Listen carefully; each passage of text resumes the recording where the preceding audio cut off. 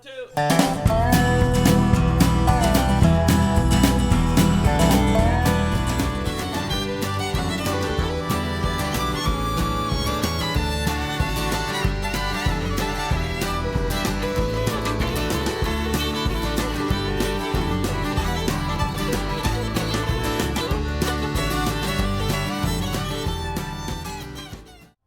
morning, pottery people. Phil here with clay class. I made some mugs the other day, and today we're going to put some handles on mugs. We're going to talk about handles. So the first thing is I want to just show you a few mugs that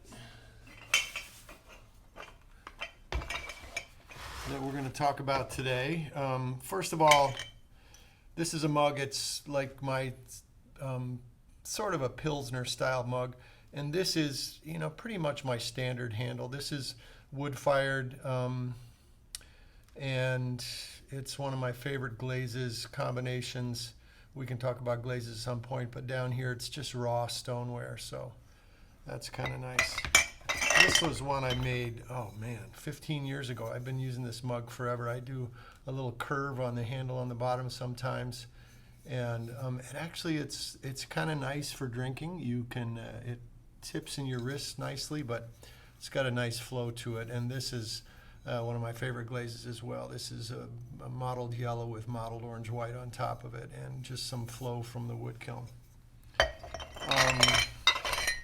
We talked about throwing some cups with some swirls. This is one of those. It's got a nice combination of glazes on it, and I often I'll glaze the inside, do a little pour out with a swirl, and then do a dunk partway down, but I love the rawness on the bottom, and then I don't have to worry about things if they drip. This is my Joe Cole mug that I talked about the other day. So it fits beautifully in a car cup holder, and Joe's got a nice sort of beefy strap handle. It's actually, I wish there was a little more space in here. It's not quite a 3-finger handle, but it's still a lovely cup, and I use this a lot. It's more of a 2-finger handle for me, but solid cup by Joe Cole. This is one I traded for a guy named Stefan. We did a wood kiln, probably 10 years ago. And I loved this mug because the wood kiln we fired out at my former teacher Don Hunt's house. We salt that kiln, and so it's got this wonderful sort of salt crawling going on. This little knob up here is nice decorative. For me, if you're going to put like a bump on a handle, it's better to have it back here because it sort of keeps your thumb from sliding down. We can talk about that, but it's still a very comfortable handle, and I love this mug as well. Here's another wood-fired mug. It's got the little swirl in it. That's a nice mug. This one is a mug I did as a demo in my classroom, and it has a photolitho that I was doing with my kids, where you take a photocopy of an image. I did this image, a nice self-portrait, in Photoshop, and then you do a transfer process where you make an ink out of linseed oil and mason stain, and you take gum Arabic, and you have to ink your photocopy and everything, and then you transfer it on there. So anyway, that's something we can do a demo about. If somebody wants to see a demo on that, message me and we'll get that done. I threw this in the box. I used to do a lot of little face cups, and this was a little face cup I did. Kind of fun. Also wood-fired. So anyway, those are some examples of mugs. Now let's make some handles. Okay. Okay, we'll start with this one. This was sort of my classic diner mug. When I make handles, the first thing I do is evaluate if there's a flaw somewhere that got dinged or something that I could cover with the handle, or if there's a section of the lip that I think would be the most drinkable section of the lip, but this is pretty even all around, so it really doesn't matter. So I'm going to take a little slip and I'm going to dab the spot where I'm going to put the handle, and then score that a little bit. And then, I mean, there's so many different ways to make handles. One of the ways that I teach students to make handles, if they, if they're just starting out, they have a decent mug and they want to put a handle on it, but they haven't developed the skill yet to do a properly pulled handle. What I have them do is roll out a coil, a tapered coil, which I call a carat of clay. So there's my carat of clay. And then I'll usually do a smackdown like that, and then you can just roll that, and then, cut it. I usually look down on it and figure out where I'm going to cut it. And then I can just attach that. And it's got that nice ridge, catches your thumb nice. So that's a handle that's just a coiled handle. I mean, a lot of people make handle stock out of, using an extruder, and that's great as well. I like tapered handles. So anyway, what I'm going to do is just make a carat. It's maybe a little thicker than the one I did before.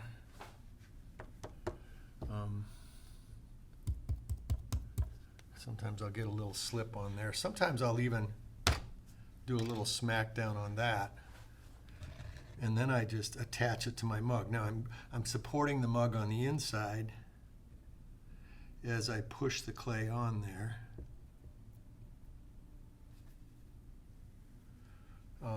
And then I'll just get my water. I'll get my hand wet, and the first thing I do is I just kind of rotate around with my thumb to connect that. And then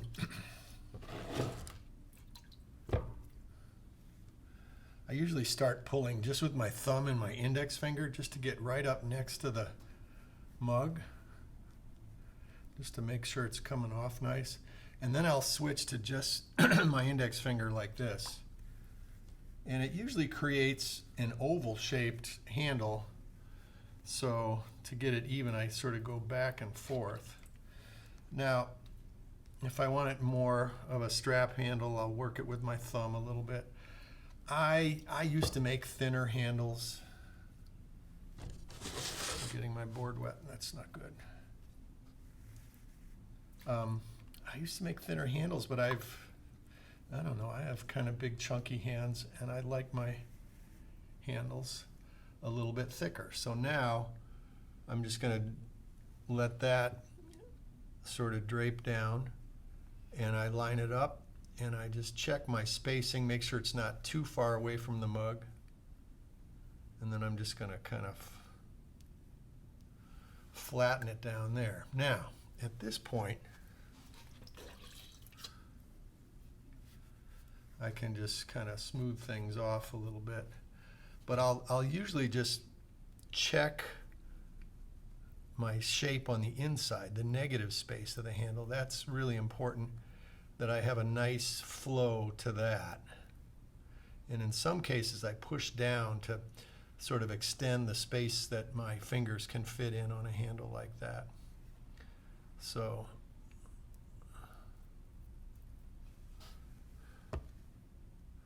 make sure I don't dent it up too much. So, okay.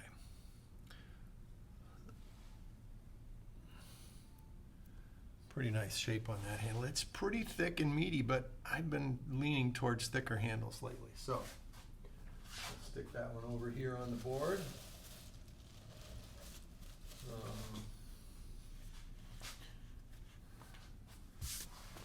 This one was my I like to have a board, this tile backer board, this cement board here is okay for rolling coils, but I like something that's, first of all, non-absorbent so they don't dry out, or not as absorbent, and something smoother. Like if you have a Formica counter, we had a slab roller at my school where I taught, and it was a nice sort of, Formica finished surface. It was great for rolling coils because it didn't absorb. any water out of those coils when you rolled them. So let's see, I'm going to add a little slip to this baby. Again, checking, it's pretty good. This is actually starting to dry out a little too much, so hopefully my mug will, or my handle will stay on there adequately.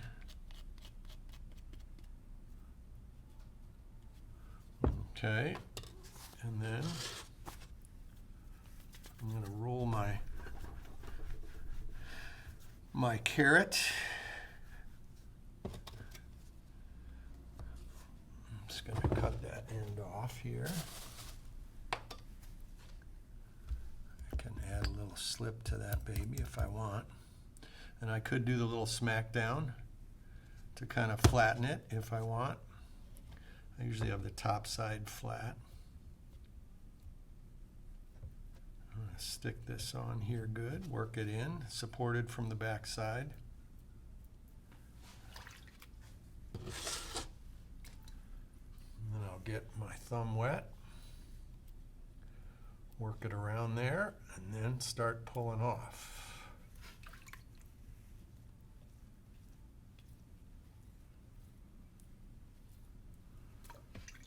So pulling handles, you know, just getting the touch so you have gentle, even pressure, keeping it wet. You know, you just got to pull a lot of handles to really get it down. My friend, an old high school classmate, a guy named Rich Moe, went up to work after high school for Peter Deneen in Minneapolis, and he talked about making, you know, just hundreds of handles in a day, and he just got really good at it. So that's what it takes. So now I just let this kind of curve down, find my spot.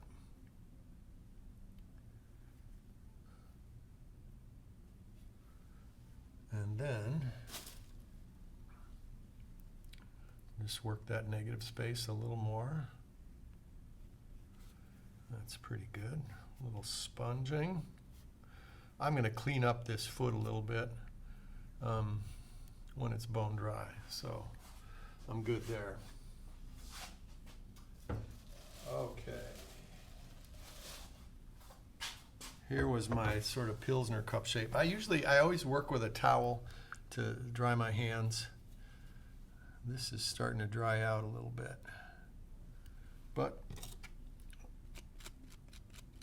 it's still kind of hard leather hard, but I should be able to get handles to dry, to hold on here. I'll cover them so they dry slow, and that'll assist with getting them to dry a little more even. So, get my carrot here.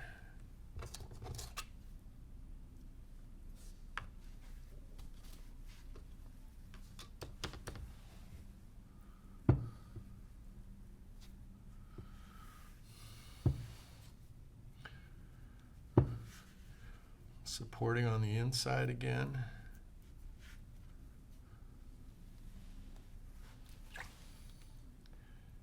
Get my hand wet. Do the old spinaroo with my thumb on that edge. And then start pulling.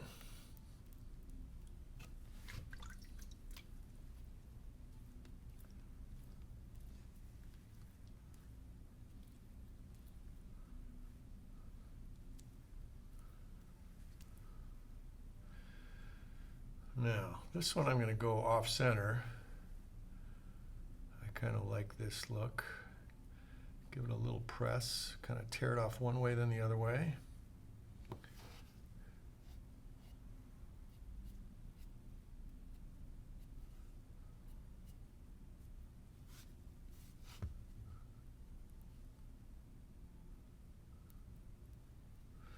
So that's kind of a fun handle.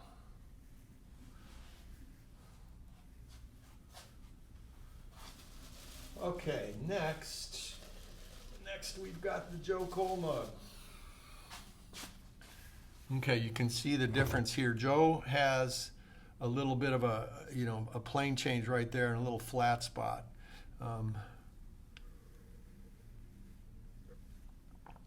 But it's basically the same idea, a belly in the bottom. His is a little more extreme. Mine's a little more of a slender curve to it, but all good.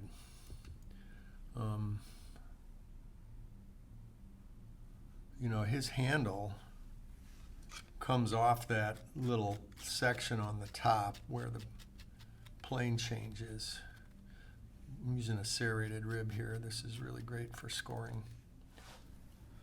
Let's see, I'll try to do a nice flat strap handle like Joe's here.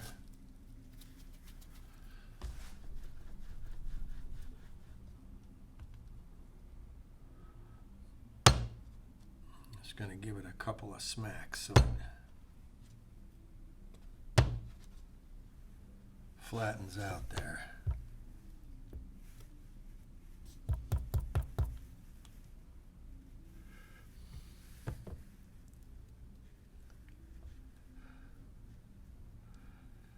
And I'm coming off, usually I come, I leave a 1/4 inch below the handle between the lip and the handle. But I'm coming right off the top on this one.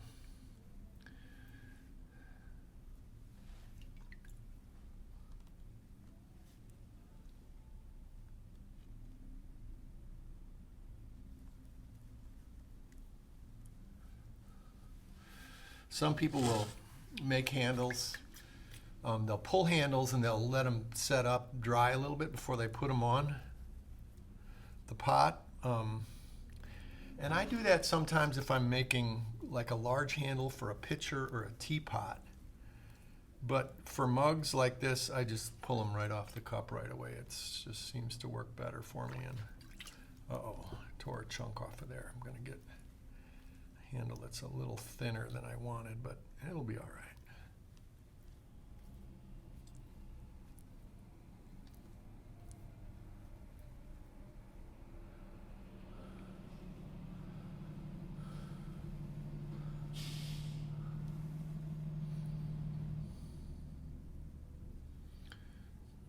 Okay.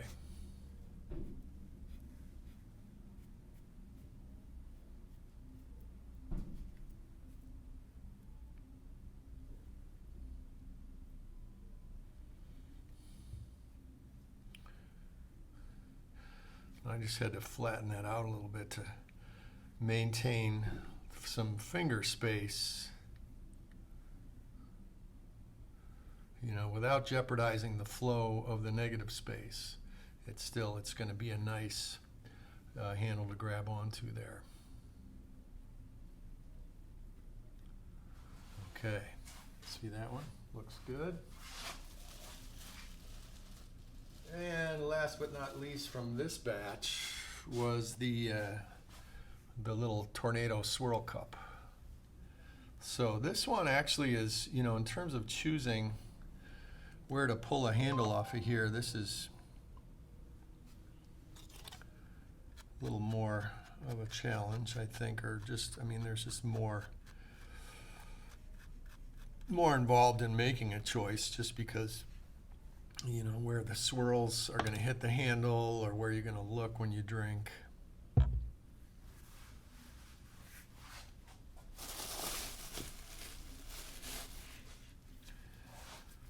Okay, I'll try to go for another strap handle on this one. So I'm going to get my carrot here. Give it a couple of smack downs.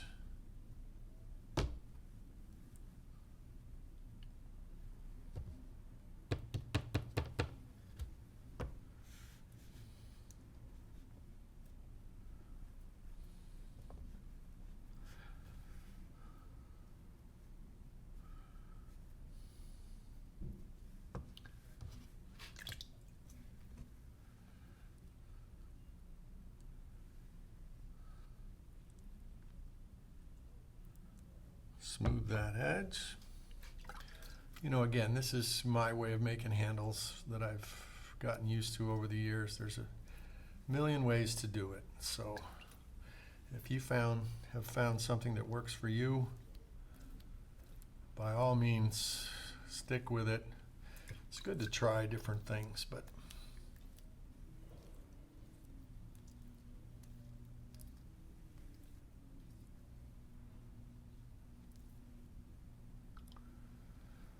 there we go. That's a nice meaty handle. Maybe a couple more pulls.